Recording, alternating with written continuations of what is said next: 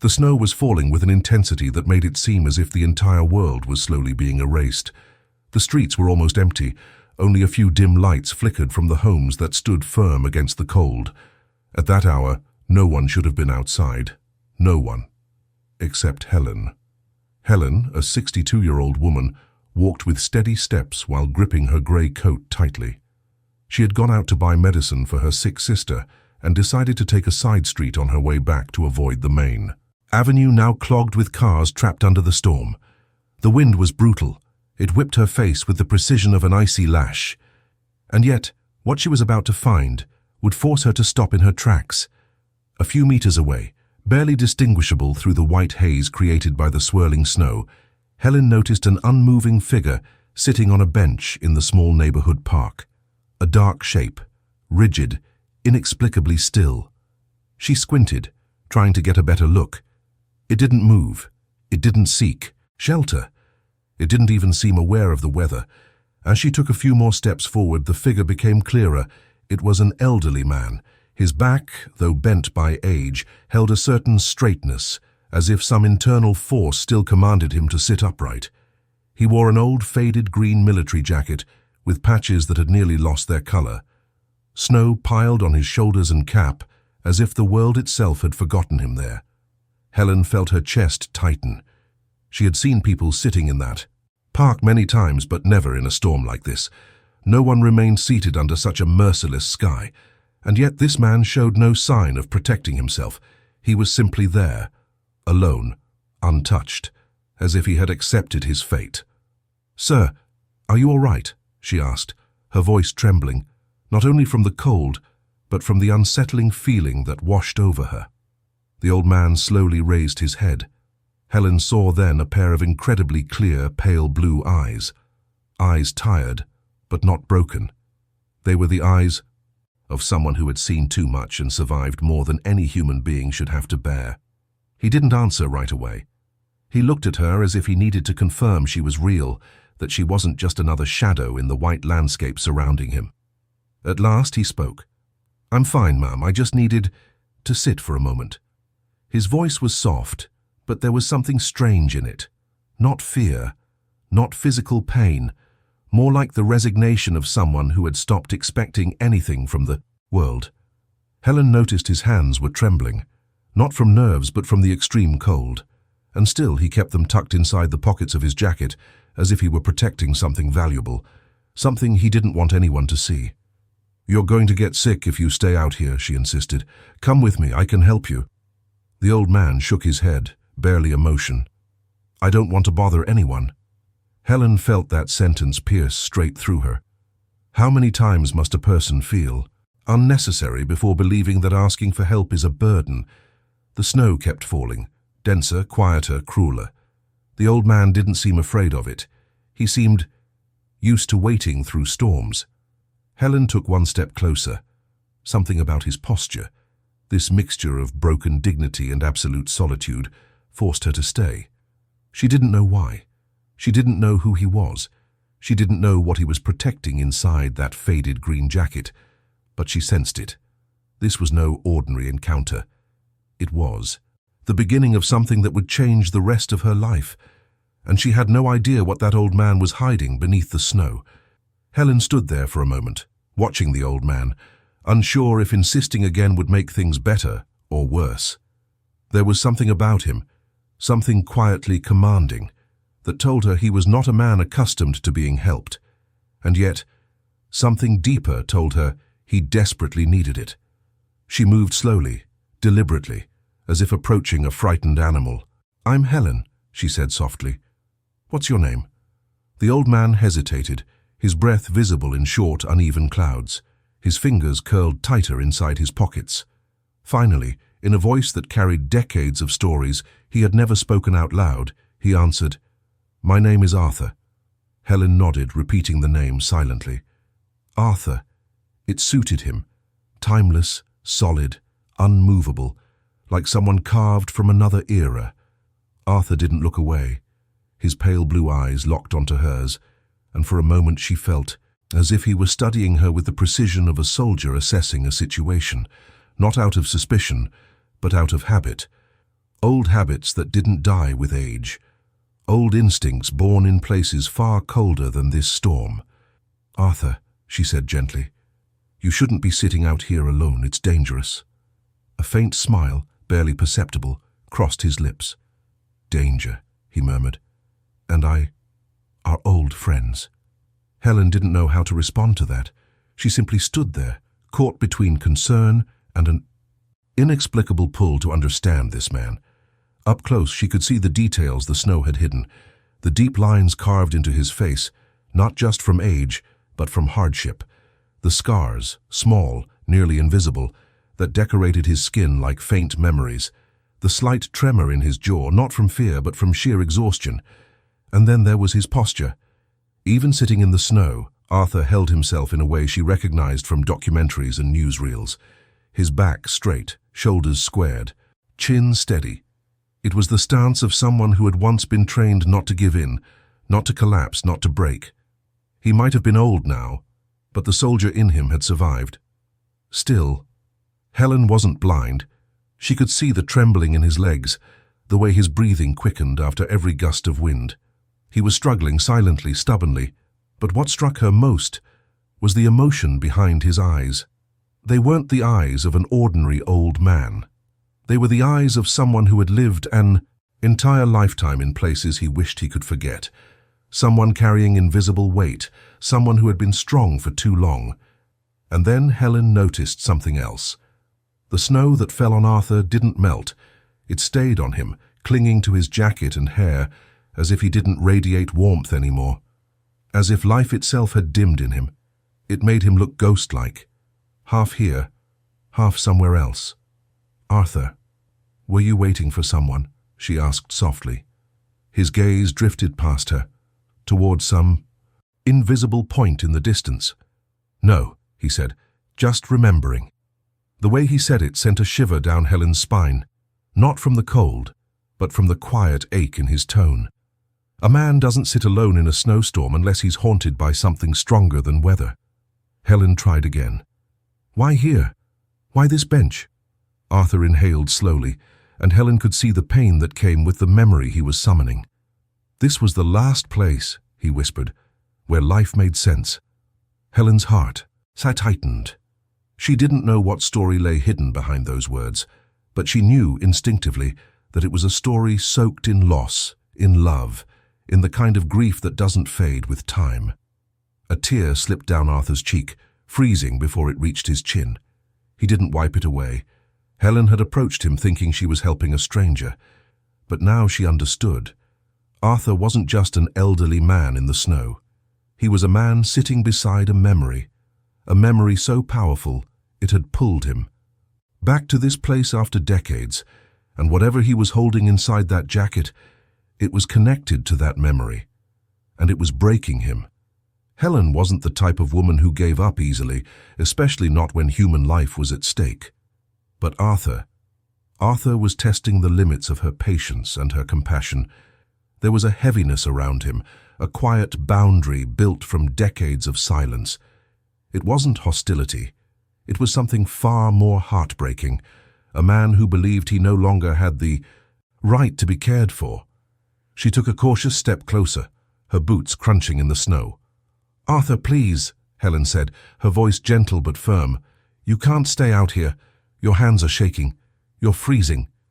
Arthur's fingers curled even tighter inside his pockets, pressing against whatever he was hiding there.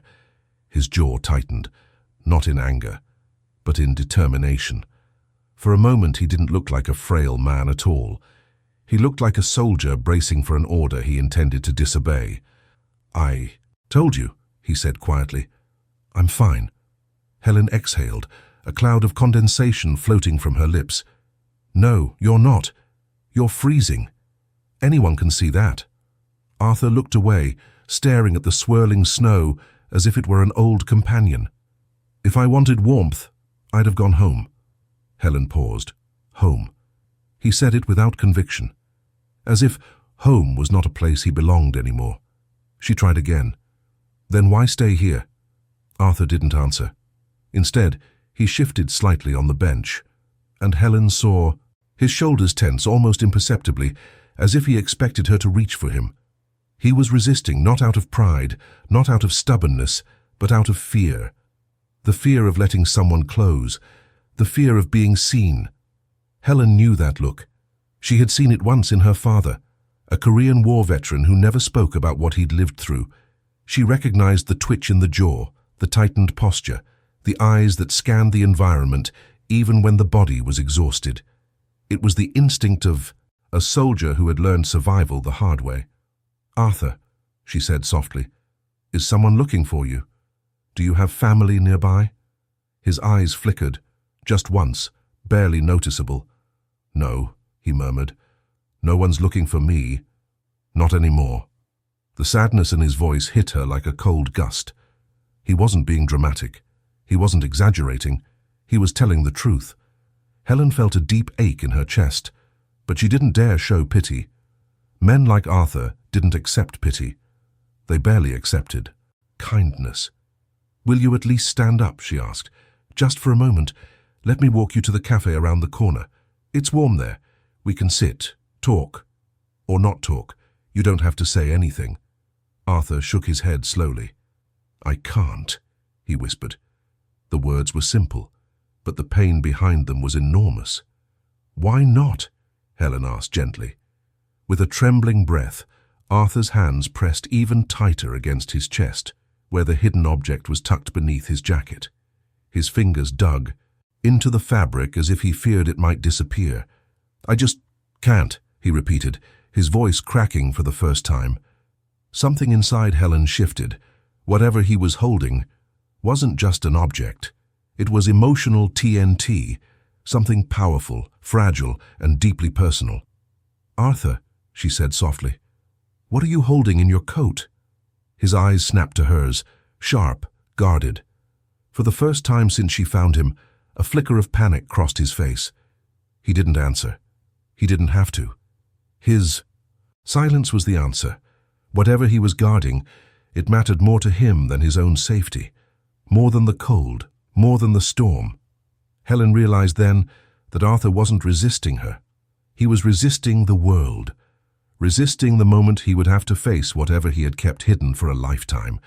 And she understood, instinctively, profoundly, that until she gained his trust, Arthur wasn't going anywhere. The snow fell harder now, swirling around them like a curtain of white that isolated the small park from the rest of the world. Helen felt it sting on her cheeks, but Arthur didn't flinch. He sat there as if the cold were nothing more than an old acquaintance who had stopped surprising him years ago. But Helen could see what the storm was doing to him.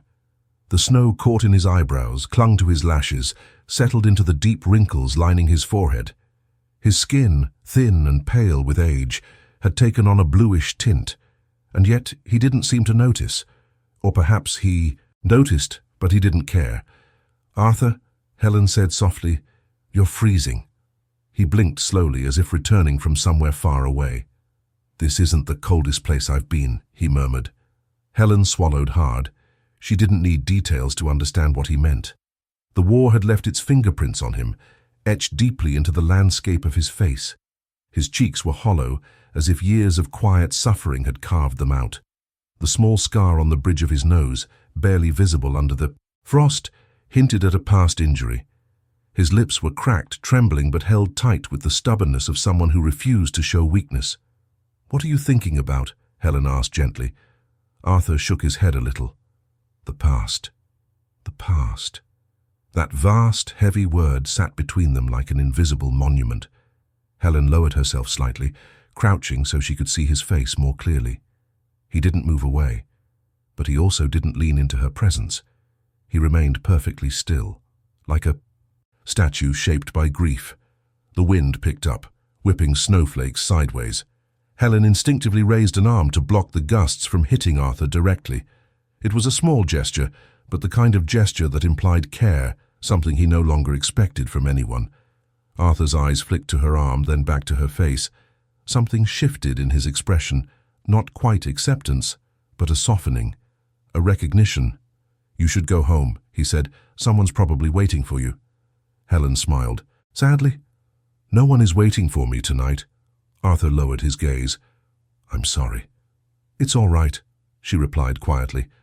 "But that doesn't mean I want to be alone, and it certainly doesn't mean I'm leaving you out here." Arthur's jaw tightened again. Not in defiance, but in conflict, like a man torn between instinct and desperation, between survival and surrender. Helen watched him breathe. Each inhale was shallow, fragile. Each exhale came out as a shaky cloud. His age was catching up to him. Maybe. His memories were too. "Arthur," she said, "how long have you been here?" He looked up at the sky. "Since the snow started." Helen's heart sank. The storm had begun hours ago. She reached out slowly, placing a hand on the bench beside him, not touching him, just close enough that he could feel the warmth nearby. "You didn't come here by accident," she said. "You chose this place." "Why?" Arthur hesitated. For a moment, Helen thought he wouldn't answer. Then, softly, as if speaking to the snow, rather than to her, he whispered, "This was where she left me before I shipped out." Helen felt the world fall silent around them. She didn't know who she was. She didn't know what had happened next, but she knew this. The pain in his eyes belonged to a man who had never truly left that moment behind. Arthur lifted one trembling hand from his pocket, not all the way, just enough that Helen glimpsed the edge of something wrapped in cloth. His fingers curled back around it protectively. The object, whatever it was, held him here more strongly than the cold, the storm, or his failing strength. Helen took a breath. "Arthur, you're carrying something precious, aren't you?" He closed his eyes, and for the first time since she found him, a single tear slid down his face, freezing before it fell. Helen had suspected for a while now that Arthur was holding something more than just fabric inside that faded green jacket, but she hadn't expected the way his entire body reacted when she addressed it directly. Arthur stiffened, his shoulders rising with a kind of instinctual tension, like a soldier preparing for an impact he'd endured too many times before. He didn't speak at first. Instead, he looked down at his coat, as if the snow gathering on it were easier to face than the truth he'd kept hidden beneath it. "Arthur," Helen said gently, "whatever you're holding, it matters to you. I can see that. You don't have to show me if you're not ready. But I need to know if it's why. You're sitting out here in the cold." He hesitated.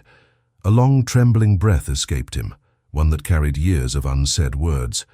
"It's all I have left," he said finally. Helen's heart tightened.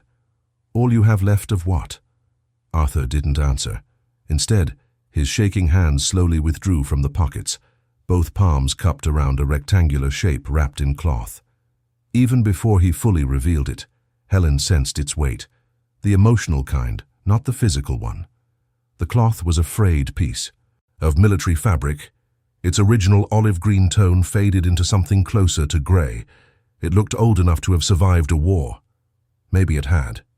Arthur held it with a tenderness that contrasted sharply with the rigidity of his posture. He looked down at it, and for a moment he was no longer an elderly man sitting on a snowy bench. He was a young soldier, clutching something that kept him alive through battlefields and nightmares. His thumbs brushed the edges of the cloth, clearing off the frost. "It belonged to her," he whispered. Helen stayed silent. She didn't rush him. She didn't lean closer. She simply allowed the moment to breathe. Very carefully, Arthur began to unwrap the cloth. His hands trembled, either from the cold or from what he knew was coming. Maybe both. Layer by layer, the fabric revealed what lay inside. A weathered notebook tied shut with a thin, worn-out military ribbon. The notebook looked ancient. The corners were bent, the pages yellowed, some nearly slipping out of the binding. Across the cover, handwritten in faded ink, were two initials. E.R. Helen felt her breath hitch. Arthur traced the letters with a fingertip, so delicately it was as if he feared the name might vanish beneath his touch. "Her name was Eleanor Rosewood," he said softly. "Army nurse, England, 1944. Helen swallowed, unsure whether to speak. Arthur didn't give her the chance. "She took care of me after I was wounded during the Ardennes offensive. I was 19, scared out of my wits, too proud to admit it." His voice cracked, the vulnerability of his youth breaking through his age. "She wasn't like the others. She didn't just patch me up. She..." Saw me. He paused, gripping the notebook tighter as a gust of wind struck them both. When the unit moved out, she pressed this into my hands, told me to read it when the war was over, said it would make sense then. Helen's brows furrowed. You didn't read it? Arthur shook his head. I couldn't. I thought it was just a nurse's. Zotes. I packed it away with my things, and then everything happened so fast. The war ended. Men came home. Boxes were lost. Some things disappeared. He looked up at Helen with eyes that held 70 years of regret. I found it 2 weeks ago, in a crate in my attic, never opened, never touched. I thought I'd lost everything connected to her. But this survived. Helen stared at the notebook, understanding dawning on her like a painful sunrise. This is why you came here, she whispered. To the last place you saw her. Arthur nodded, tears gathering, and to finally open it. Helen realized something else then, something devastating. Arthur hadn't been hiding the notebook from the world. He'd been hiding from what it might reveal. And now, after all these years, under a sky of falling snow, he was ready. But he wasn't strong enough to do it alone.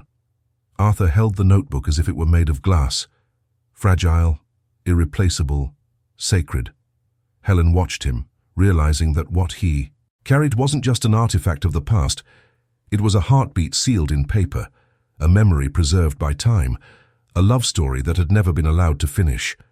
For a long moment, neither of them spoke. The storm howled around them, but the world felt suspended, as if the snow itself were listening. Arthur, Helen whispered, you don't have to open it alone. His eyes flickered toward her, uncertain.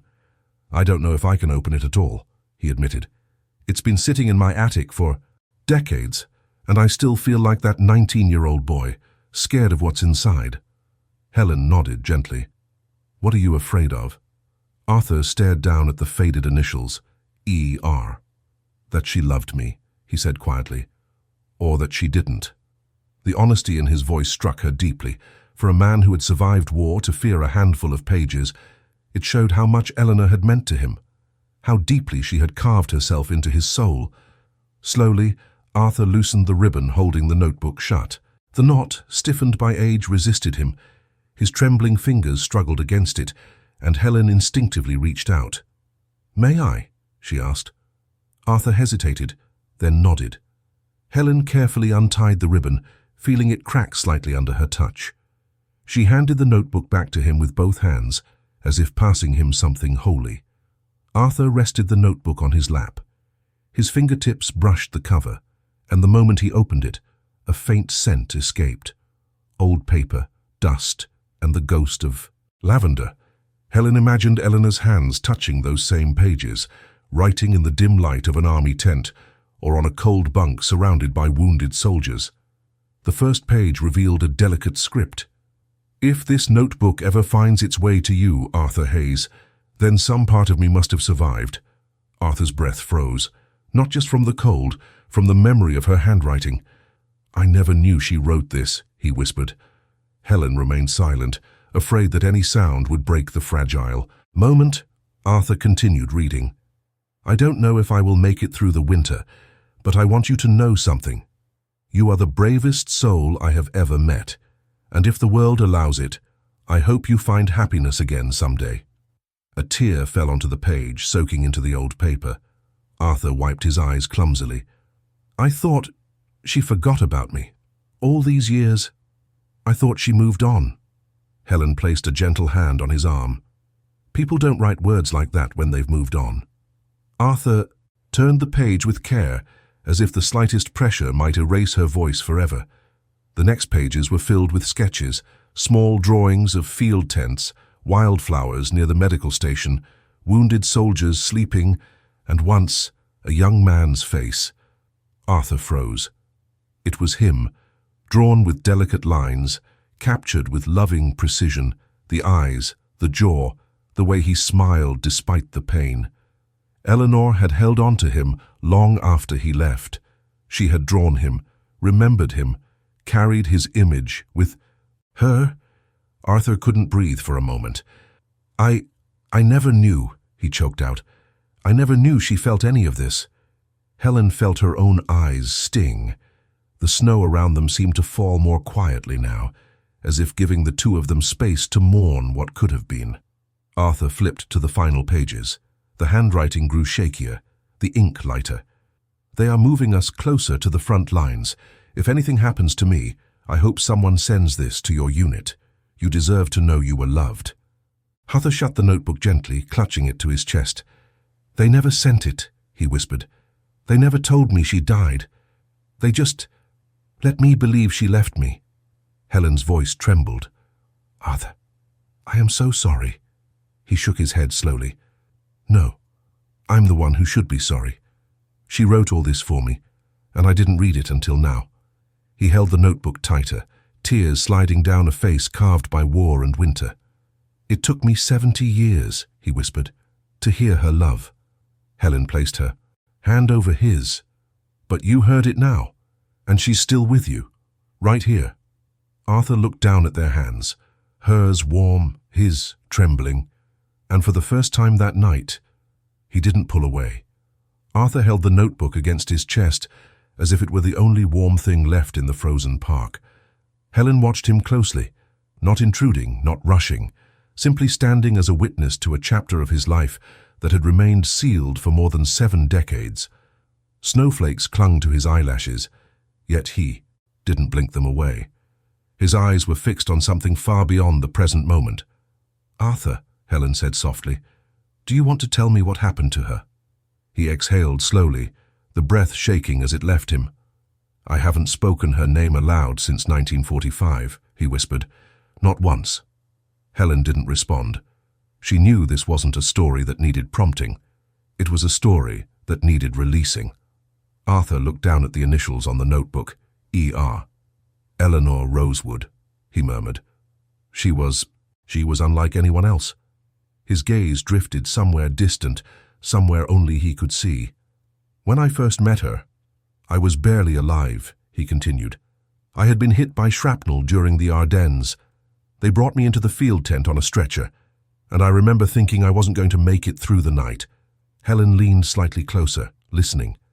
"And then she appeared," Arthur said. "A face that didn't fit the battlefield. Kind eyes, steady hands. She spoke softly but with authority. She told me I was going to be all right. I didn't believe her, but something in her voice made me want to." He paused, the memory warming his voice. "She visited me every day while I recovered, sometimes with medicine, sometimes just with words. I didn't know it then, but she wrote some of those words in this notebook." He gently slid a thumb across the worn cover. "She told me about her home in Cornwall, her brother, who had also enlisted, her fear that she'd never see peace in her lifetime. And I told her things I'd never told anyone, things I didn't even know how to say. With her, I didn't feel like a soldier. I felt human." Helen's chest tightened. She could hear the weight of nostalgia in his voice. "One night," Arthur continued, "she brought me a cup of tea she'd somehow managed to warm. We talked for hours, and before she left, she kissed my forehead." He swallowed hard. "That was the moment I knew I loved her." A tear slipped down his cheek, freezing before it. Reached his chin. "She promised she would write to me after the war, promised she'd find me." Arthur's jaw trembled. But the letter never came. Helen felt her heart drop. "What happened to her?" she asked quietly. Arthur closed his eyes. "There was an attack on the medical unit," he said. "A mortar strike. I heard about it weeks later, after I'd already been sent back to the front. They told me several nurses didn't survive, but no one told me her name." He opened his eyes again, blue, raw, wounded. "I assumed she moved on, found someone else, started a family. I told myself she had been kind to all the soldiers, not just me, that I was foolish to think I meant anything to her." Helen put a hand gently over her mouth, holding back her own emotion. "And then," Arthur said, voice cracking, "I found her notebook in that old crate, hidden under uniforms, medals, papers. It must have been delivered after the war, mislabeled or forgotten. It had been sitting there waiting for me all this time." He looked down, shaking his head. "I lived a whole life thinking I'd been forgotten, and all along, she'd left this, For me. Arthur pressed the notebook to his chest again, the snow melting around its edges. The world forgot her, he whispered. History forgot her. But I didn't. Not really. She's lived here. He tapped his heart with trembling fingers. In the quiet, in the ache, in the spaces no one sees. Helen wiped her eyes discreetly. She wasn't forgotten, Arthur, she said, softly. Not anymore. And not as long as you carry her story. Arthur breathed in shakily. For the first time, the heaviness in his eyes seemed to loosen, just a fraction, and the snow, falling silently around them, felt like a curtain lifting on a truth that had waited 70 years to be spoken. For several long moments neither Helen nor Arthur spoke. The only sound was the wind sweeping through the trees, sending small bursts of snow swirling around them. Yet Arthur didn't seem to feel the storm anymore.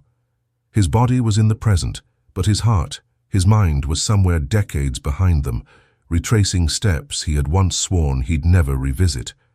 Arthur, Helen said softly, why did you come here tonight? To this exact bench. Arthur looked at her, really looked at her, as if deciding whether to trust her with the most fragile memory he possessed. His breath trembled as he exhaled. This is where I said goodbye to her, he whispered, the night before I shipped out. Helen's heart pressed painfully against her ribs. She hadn't expected the answer to be so intimate, so precise, so sacred. Right here, she asked, her voice barely above the sound of the wind. Arthur nodded slowly, his gaze drifting to the empty space beside him. I remember every detail, he said. It was cold. Maybe not as cold as this, but close. She walked with me after her shift. The streets were quiet, dark, and every shadow felt like a warning. But I wasn't thinking about the war. I was thinking about her. He paused, closing his eyes. You ever have a moment you wish you could freeze, hold on to forever? Helen swallowed hard. Yes, she whispered. More than one.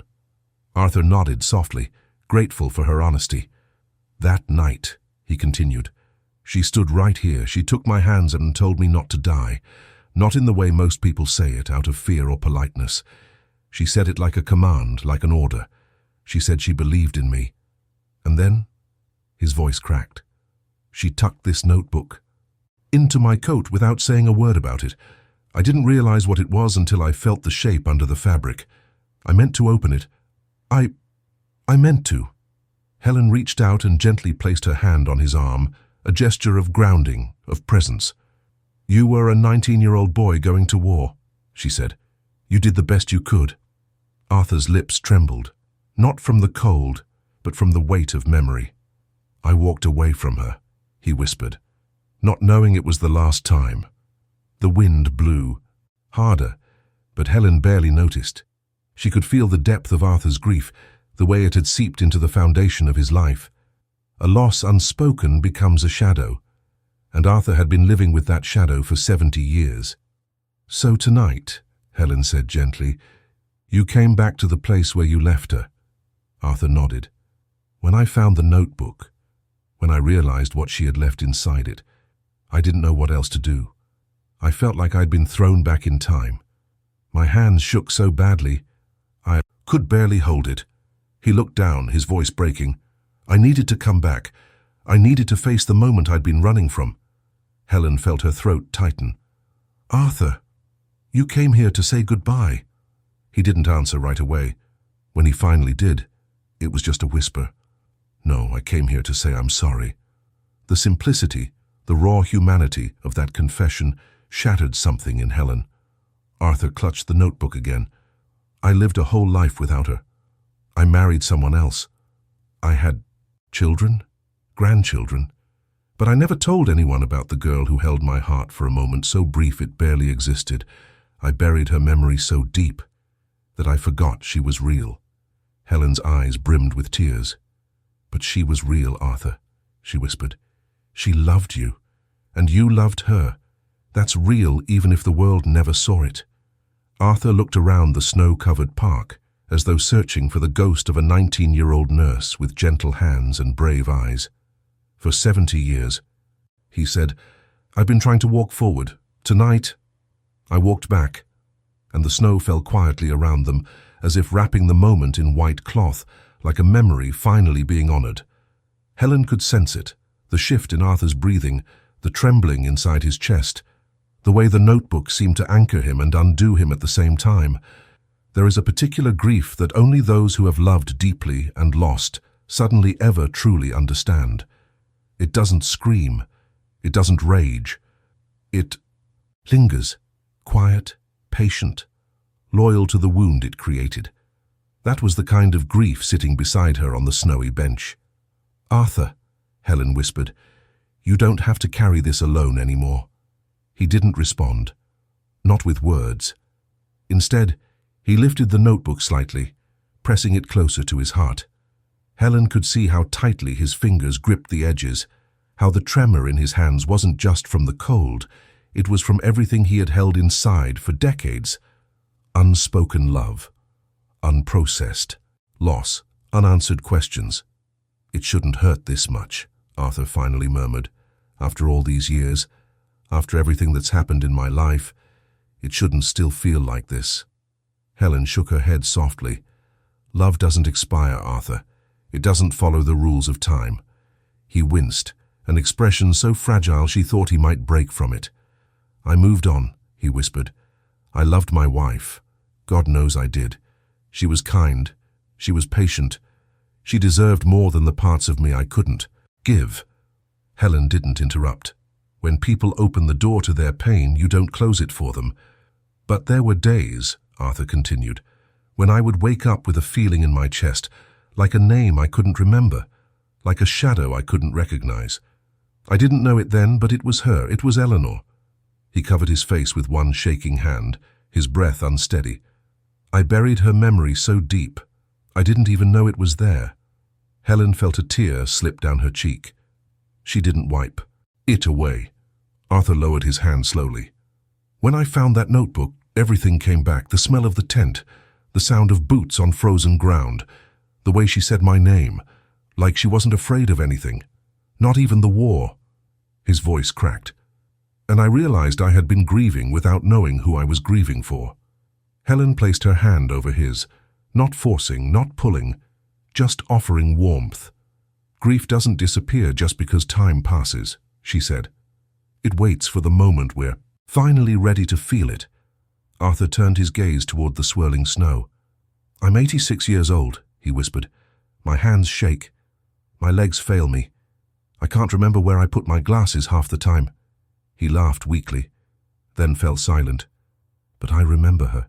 I remember her as clearly as I remember my own name." Helen squeezed his hand gently. "That's not weakness, Arthur. That's love." The old man shook his head, at himself, at fate, at the cruel timing of life. "I lived 70 years, thinking she forgot me," he said softly. "I lived 70 years believing I wasn't worth remembering." Helen felt her heart ache. "You were worth remembering," she said firmly. "She proved that. She wrote those pages for you. Not for your unit, not for the world. For you." Arthur's lips trembled. "For me," he echoed, as if the words themselves were too sacred to rush. A gust of wind blew a fresh layer of snow across the bench. Helen brushed some off Arthur's shoulder. He didn't resist this time. "I came here tonight to let her go," he whispered. "But when I opened the notebook, I realized I never had her to begin with. I only had the pieces she left behind." Helen took a slow breath. "You don't have to let her go," she said gently. "You just have to let yourself feel what you never allowed yourself to feel."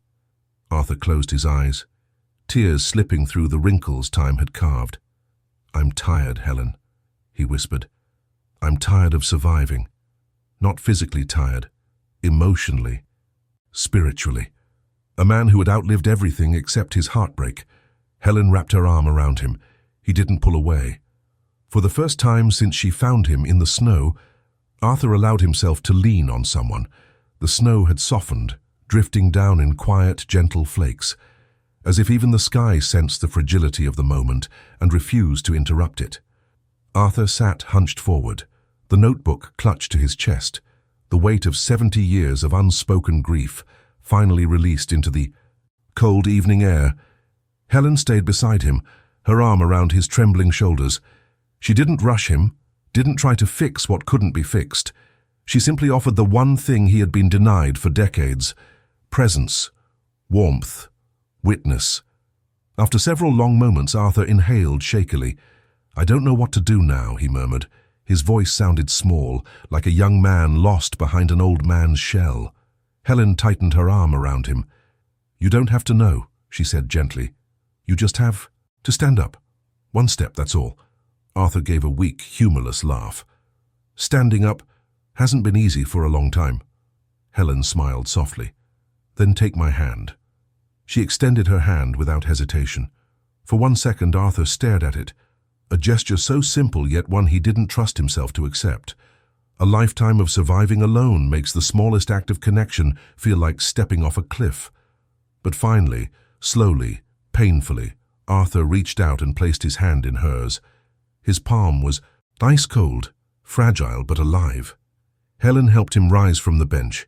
His legs shook under his weight, his breath short and unsteady. He leaned against her, not heavily, but enough to let her know he had finally allowed himself to be supported. "Easy," she whispered. "I've got you." Arthur nodded, swallowing hard. His eyes drifted to the bench one last time.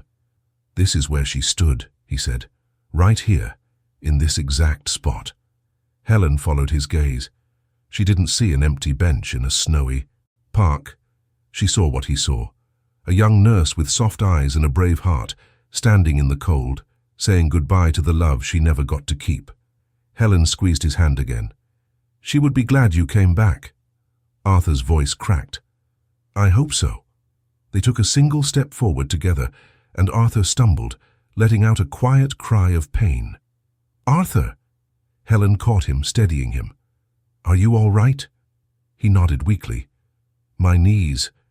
They don't hold me up the way they used to." Helen's expression softened. "Then I'll hold you up." She guided him gently, step by step, their footprints carving a winding path through the untouched snow. The storm no longer felt cold, not the way it had before. Something about Arthur's confession, his vulnerability, his truth, had warmed the space around them in a quiet, undeniable way.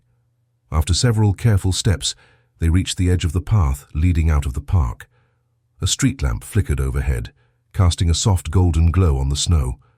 Arthur stopped, beneath it, breathing heavily. "Helen," he whispered, "I want you to have it." She frowned. "Have what?" Arthur lifted the notebook slightly. "This," he said. "Eleanor's notebook." Helen shook her head immediately. "No, Arthur, that's yours. It's your story, your memory. I can't take that from you." Arthur smiled faintly, a tired, grateful smile that carried a lifetime of meaning. "You're not taking it," he said. "You're carrying it, for me, so someone remembers her, someone who wasn't broken by what happened." Helen's eyes welled with tears. "Arthur, why me?" He looked at her with a clarity she hadn't seen before. "Because you sat with me," he whispered. "Because you didn't walk away. Because you saw me." Helen pressed a hand to her mouth, overwhelmed. Very gently, Arthur placed the notebook in her hands. Her fingers sank into the worn cover. It felt warm, alive, filled with memories that had waited too long to be held again. Arthur leaned lightly into her shoulder. "Promise me." "Something," he said. "Anything," she whispered. "Promise me someone will remember her name." Helen looked at the initials on the notebook, ER, soft and faded but still there, still fighting to remain visible. "I promise," she said. "I promise she won't be forgotten." Arthur closed his eyes, letting out a long, trembling breath, one that sounded like release, like peace, like the final exhale of a man who had carried too much for too long. And under the falling snow, held by another human being, at last Arthur finally let himself rest.